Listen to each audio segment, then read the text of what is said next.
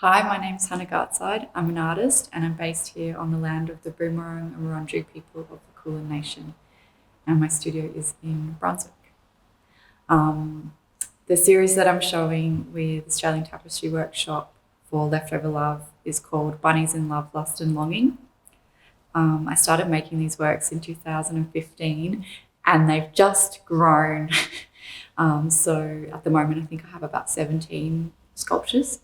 It's a series of small sculptures made from worn, found ladies' leather gloves. These are gloves from the kind of 40s up until the 70s.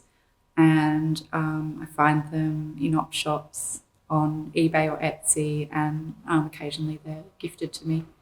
So when I started making these sculptures, I was wanting to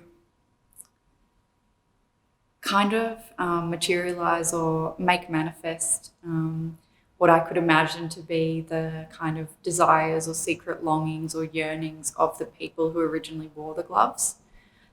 So we don't even barely wear gloves anymore, but the ones that I've used, they have these kind of like evening gloves, the Diamantes or the Lurex. They're fashion accessories, and they come from a time when to be seen without gloves was kind of like slovenly, or you wore them because they were polite and appropriate. And so I think what is so sweet and playful in this series is that what they do is like they're maybe one of them's masturbating, or they're like having a threesome, or they're kind of like just hugging each other, or celebrating together. And I think what I enjoy in that is that what they're doing is kind of materializing these things that are often more in our private lives and more things that you would kind of like cover. So then I get to kind of delightfully share them in like tiny bunny scale using these found materials. The way I kind of learnt to use this technique was through doing a workshop with another artist, and then it just totally grew from there.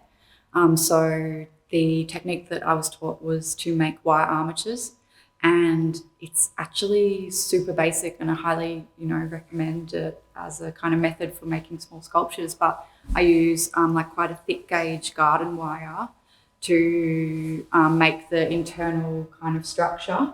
So like the ears and the face and the arms.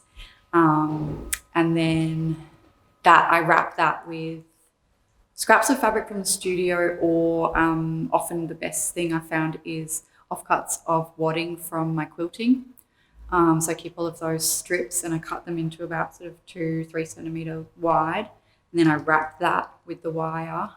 And I use like a thinner gauge wire as well over the top before I do the quilting wadding. And then that's all kind of stitched. And then sometimes I do like a little detail for the nose on the inside, on top. It's just, you just need to add, it's like the tiniest things, I think the human mind, you just kind of like automatically anthropomorphize it. So a big part of my practice, I would say one of the key kind of underlying principles, if you will, is using recycled, reclaimed, collected, pre-loved materials.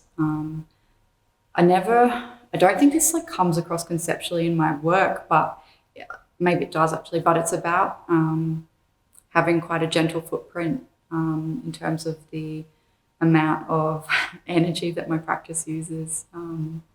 So not kind of being too heavy on the environment in the resources that I'm kind of pulling into my art.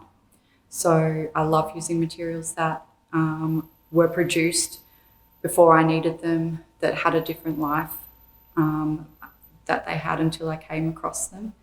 And as I said, that's for kind of ethical reasons, but also kind of wonderful poetic reasons. So I like to have deep respect for the materials that I'm working with, almost as if they had their own sentience or consciousness. What were their original contexts or production methods?